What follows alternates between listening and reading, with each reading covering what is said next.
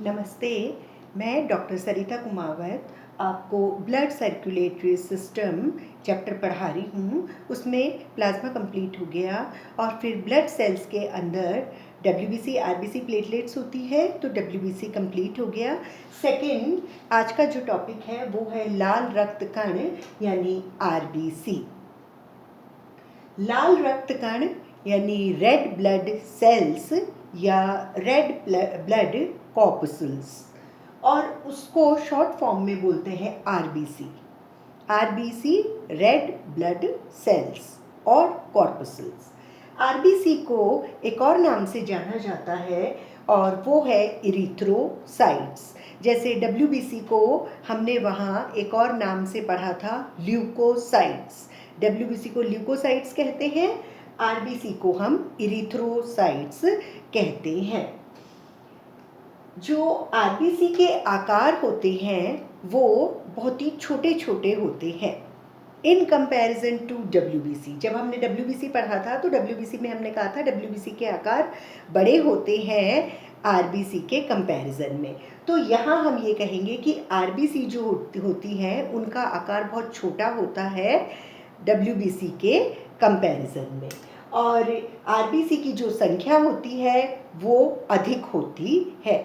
अधिक मतलब 45 से 50 लाख प्रति घन मिलीमीटर, मतलब एक घन मिलीमीटर का वर्ग जो है उसमें 45 से 50 लाख कोशिकाएं आरबीसी की पाई जाती हैं। तो संख्या बहुत ज़्यादा होती है। और अगर हम डब्ल्यूबीसी से कंपेयर करते हैं तो डब्ल्यूबीसी में होती थी 6 से 8,000 प्रति घन मिलीमीटर। तो आरबीसी की संख्या उससे कहीं ज़्यादा है। और चूंकि आरबीसी की संख्या ज़्यादा है इसलिए ये हमारे ब्लड को गाढ़ापन भी देते हैं और कलर भी देते हैं। आगे आपको पता चलेगा कि कलर क्यों देते हैं। आरबीसी में एक हीमोग्लोबिन नामक तत्व होता है, या हम इसको कहेंगे वर्णक होता है यानी रंग कण, या फिर हीमोग्लोबिन जो है वो एक तरह का प्रोटीन भी होता है।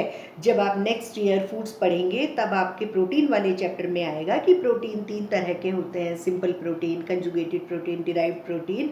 तो मतलब जो संयुग्मी प्रोटीन होते हैं, मतलब एक प्रोटीन और एक कोई और चीज़ मिला हुआ, जैसे फॉस्फोरस मिला हुआ है तो फॉस्फोप्रोटीन, फैट मिला है तो लसीथोप्रोटीन, और अगर आयरन मिला हुआ है प्रोटीन के साथ तो हम यहाँ हीमोग्लोबिन, हेम प्लस ग्लोबिन कहते हैं। तो आरबीसी में हीमोग्लोबिन नामक रंग कण वर्णक, या फिर हम कहेंगे कि ये एक तरह का प्रोटीन पाया जाता है। हीमोग्लोबिन जो है किससे मिलकर बना हुआ है, हम हीमोग्लोबिन को HB भी लिख सकते हैं। हीमोग्लोबिन जो है वो आयरन यानी लोह तत्व को मैंने यहाँ Fe आयरन लिखा हुआ है, बाकी आप इसको यहाँ लोह तत्व भी लिख सकते हैं। लोह, इस तरह से भी हम लिख सकते हैं। तो iron plus protein, haemoglobin iron और प्रोटीन से मिलकर बना हुआ होता है। हीमोग्लोबिन का जो कलर है वो रेड कलर है, और जब इतनी सारी संख्या में आरबीसी होती है तो फिर वो 6 से 8,000 जो डब्ल्यूबीसी होती हैं तो उनका कलर नहीं होके, इसलिए ब्लड का कलर जो है वो रेड कलर हो जाता है और वो गाढ़ापन भी उसको दे देता है। आरबीसी में केंद्रक नहीं होता। आरबीसी जो होती है वो नाभिक विहीन होती है। नाभिक मतलब न्यूक्लियस। जब हमने कोशिका वाला चैप्टर सबसे पहले पढ़ा था तो कोशिका के अंदर बीचों बीच एक गोल रचना होती है जिसे हम केंद्रक यानी न्यूक्लियस कहते हैं, और वो न्यूक्लियस कहाँ काम में आया था, जब हमने सेल डिवीज़न पढ़ा था उसमें भी काम में आता है। तो यहाँ हम उसी केंद्रक को नाभिक या केंद्रक या न्यूक्लियस कह रहे हैं। तो डब्ल्यूबीसी में केंद्रक होता है लेकिन आरबीसी में केंद्रक नहीं पाया जाता। आरबीसी जो है वो 120 दिन तक जिंदा रहती है, उसके बाद में वो टूट जाती है, टूट के और आयरन और प्रोटीन में कन्वर्ट हो जाती है और वापस से वो हीमोग्लोबिन बनके और आरबीसी बनके घूमती रहती है। मतलब 120 दिन बाद में, 4 महीने बाद में वापस से बनती रहती हैं। आरबीसी का जो निर्माण होता है हमारे शरीर में वो होता है अस्थि मज्जा। अस्थि मज्जा क्या है? बोन्स के अंदर बोन मैरो होती है, red bone marrow, yellow bone marrow. जब हम स्केलेटन सिस्टम पढ़ेंगे तो वहाँ आपके आएगा कि कहाँ ये पाई जाती है, उस समय आपको ज़्यादा अच्छे से क्लियर हो जाएगा। लेकिन यहाँ मैं बता दूँ कि आरबीसी जो है वो अस्थि मज्जा यानी बोन मैरो में निर्मित होती है, वहाँ उत्पन्न होती है। लेकिन इनका विनाश मतलब 120 दिन बाद में जब ये टूटती हैं तो ये प्लीहा और यकृत में, प्लीहा यानी स्प्लीन, यकृत यानी लिवर, तो लिवर और स्प्लीन में ये टूट जाती है और अगेन जो है वो बोन मैरो में बन जाती है। जो हीमोग्लोबिन है वो हम जो नाक से हवा ले रहे हैं, शुद्ध हवा ले रहे हैं, शुद्ध वायु ले रहे हैं, तो शुद्ध वायु हम किसे कहते हैं टेक्निकल लैंग्वेज में? ऑक्सीजन को। और अशुद्ध वायु छोड़ना मतलब कार्बन डाइऑक्साइड निकालना। सांस लेना मतलब ऑक्सीजन लेना, सांस छोड़ना मतलब कार्बन डाइऑक्साइड निकालना।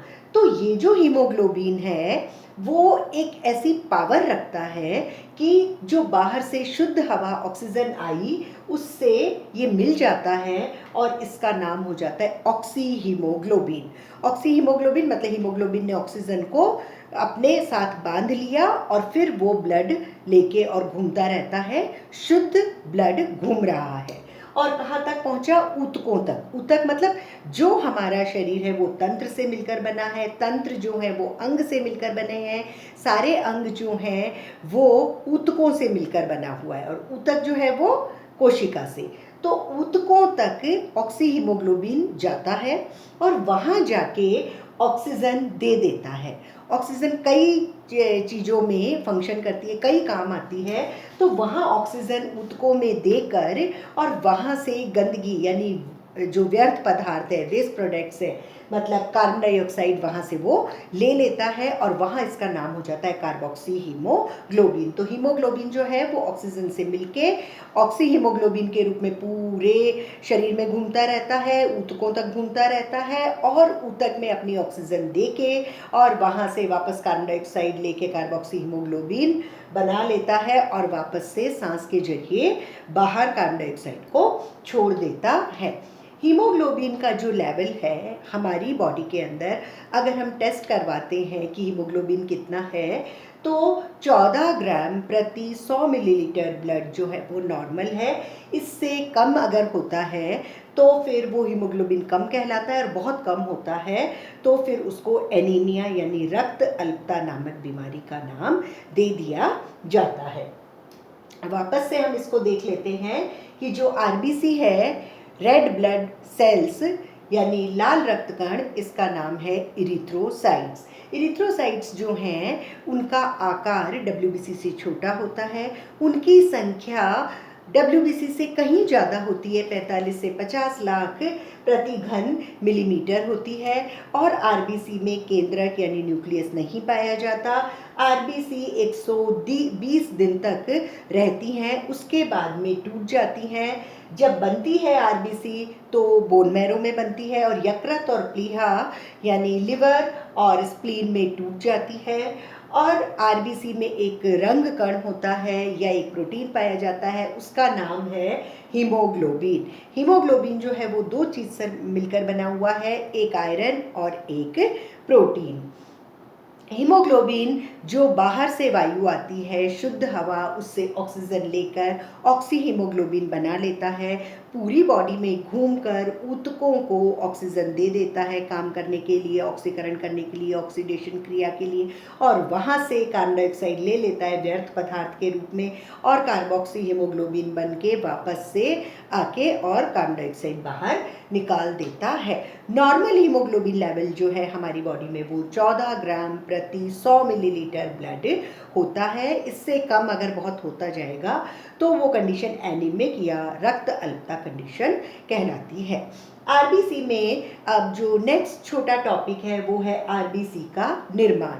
मतलब रेड ब्लड सेल्स जो हैं उनको बनाने के लिए हमें क्या क्या चाहिए होता है। तो अभी मैं बार बार कह रही हूँ आपको, हीमोग्लोबिन। हीमोग्लोबिन किससे मिलकर बना है? आयरन और प्रोटीन।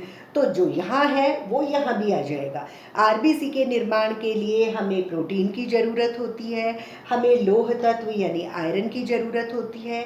ये दोनों मिलकर हीमोग्लोबिन वर्णक बनाते हैं, जो आरबीसी के अंदर एक लाल रंग का वर्णक पाया जाता है।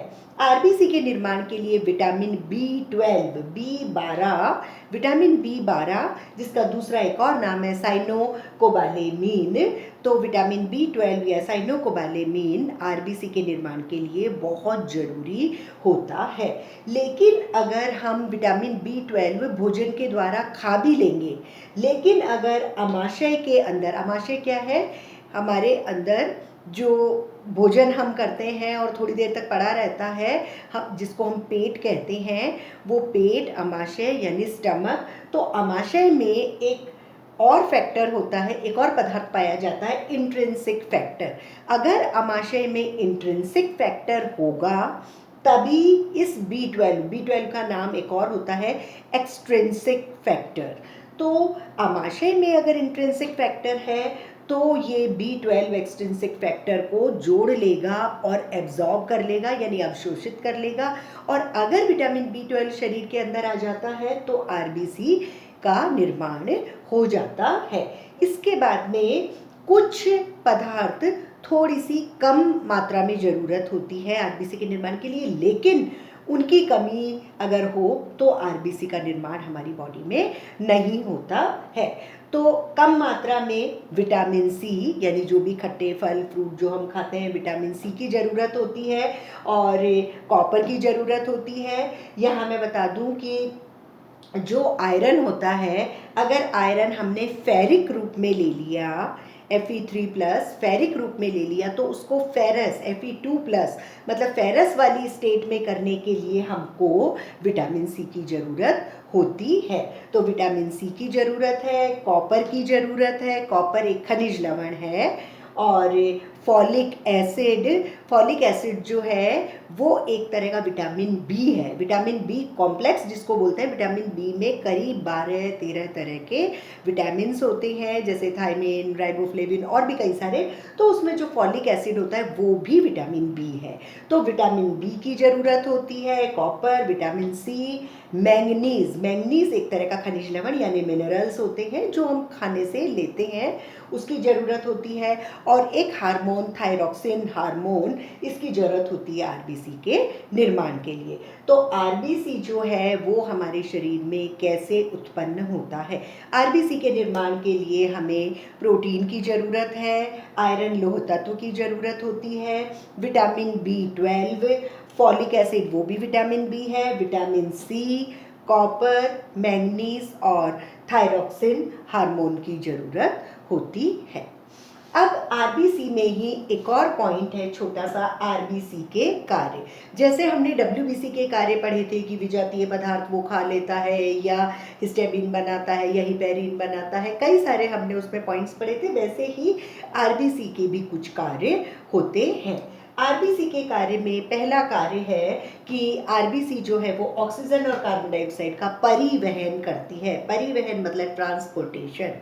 और ट्रांसपोर्टेशन क्यों करती है आरबीसी? क्योंकि आरबीसी जो है वो ब्लड का एक पार्ट है, और ब्लड जो है वो ऑक्सीजन को बांध के सब जगह ले जाता है, और वहाँ से व्यर्थ पदार्थ कार्बन डाइऑक्साइड जो है वो वापस लेके आता है। तो ऑक्सीजन और कार्बन डाइऑक्साइड का ट्रांसपोर्टेशन, परिवहन आरबीसी का कार्य होता है। दूसरा कार्य आरबीसी का है अम्ल क्षार का संतुलन बनाए रखना। अम्ल और क्षार यानी एसिड बेस बैलेंस हमारे शरीर में आरबीसी करती है, क्योंकि आरबीसी में हीमोग्लोबिन नामक एक वर्णक है, एक तत्व है। और हीमोग्लोबिन जो है वो एक बफर सब्सटेंस का यानी प्रतिरोधक पदार्थ का कार्य करता है। प्रतिरोधक मतलब अम्ल ज़्यादा हो गया है तो उसको क्षारीय प्रवृत्ति में करना, क्षारीय प्रवृत्ति ज़्यादा हो गई तो उसको अम्ल में, मतलब बहुत ज़्यादा अम्लीय या क्षारीय नहीं होने देना। तो आरबीसी का एक कार्य है अम्ल क्षार का बैलेंस, अम्ल क्षार का संतुलन, एसिड बेस बैलेंस बनाए रखना। तीसरा जो आरबीसी का कार्य है वो है कि आरबीसी की संख्या बहुत ज़्यादा होती है। अभी बताइए कि 45 से 50 लाख प्रति घन मिलीमीटर। तो इतनी ज़्यादा संख्या होने के कारण वो रक्त को गाढ़ापन प्रदान करते हैं। गाढ़ापन यानी विस्कस, मतलब एकदम नहीं बहता है, बहुत पतला नहीं होता है। गाढ़ापन प्रदान करने के लिए आरबीसी की संख्या ज़्यादा है इसलिए। चौथा जो आरबीसी का फंक्शन है वो ये है कि आरबीसी 120 दिन बाद में टूटती है, आयरन बनता है, प्रोटीन बनती है। और आरबीसी जब टूटती है तो दो रंग वर्णक हमें और प्राप्त होते हैं, बिलीरुबिन और बिलीवर्डिन। पीले कलर के वर्णक होते हैं जिन्हें कि हम पित्त रस में देखते हैं हमारी बॉडी में। तो बिलीरुबिन और बिलीवर्डिन दो रंग वर्णक जो है वो आरबीसी से ही निर्मित होते हैं। पांचवा जो फंक्शन है आरबीसी का वो है धनात्मक और ऋणात्मक अणुओं का संतुलन बनाए रखना। हमारी बॉडी में पॉजिटिव और नेगेटिव आयंस होते हैं, तो पॉजिटिव और नेगेटिव आयंस का जो बैलेंस बनाता है वो भी आरबीसी ही बनाता है।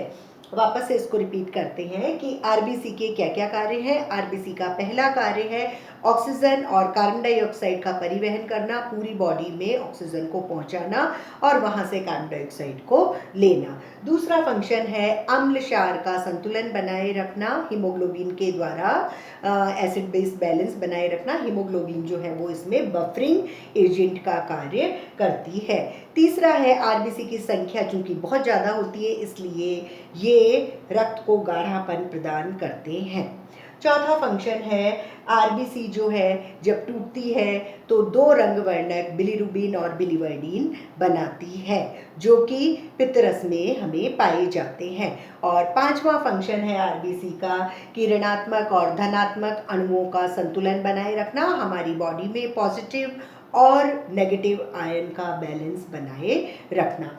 ये सब अब रक्त अणुओं में डब्ल्यूबीसी कंप्लीट हो गया और आरबीसी कंप्लीट हो गया। अब नेक्स्ट वाले लेक्चर में आरबीसी और डब्ल्यूबीसी दोनों में क्या क्या डिफरेंस है वो हम लेंगे। Thank you.